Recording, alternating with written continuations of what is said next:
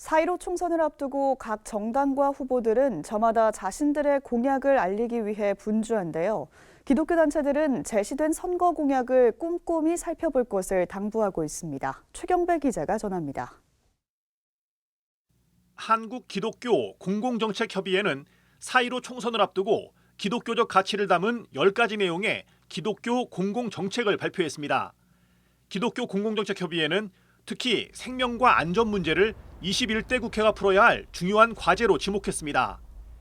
높은 자살률과 낙태 문제, 묻지마 살인 사건 등 생명 경시 풍조에 대항하는 차원에서 생명 존중의 날을 국가 기념일로 제정하자고 제안한 겁니다.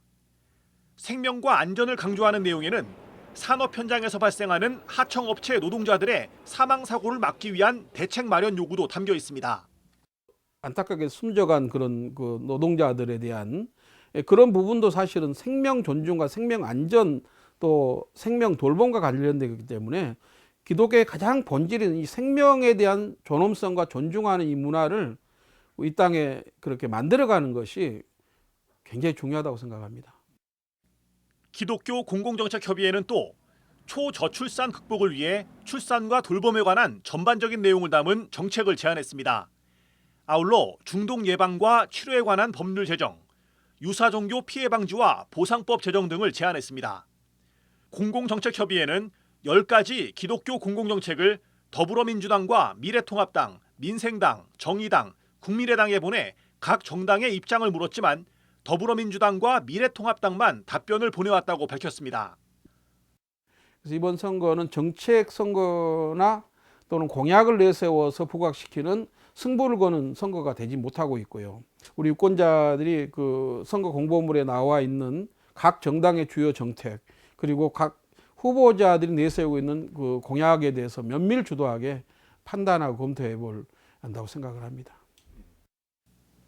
한국기독교교회협의회는 그리스도인의 정치 참여는 신앙의 요청에 부합하면서 동시에 민주주의적 가치와 소통 방식에도 부합해야 한다고 강조했습니다.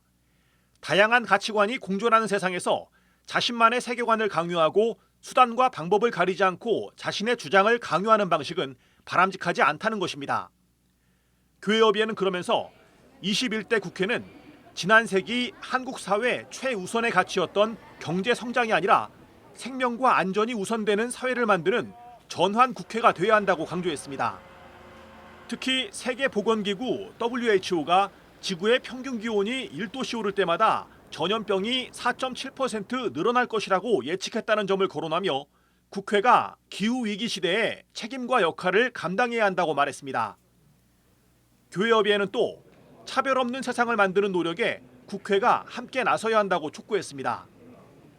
교회협의회는 이번 선거 국면이 건강한 정책 토론이 아니라 위성정당을 통한 자리 차지하기에 관심이 쏠려 있다면서 그리스도인들은 정의와 평화, 생명 살림의 가치를 주목하면서 각 정당과 후보들이 제시한 선거 공약을 판단해 선거에 임해야 한다고 강조했습니다.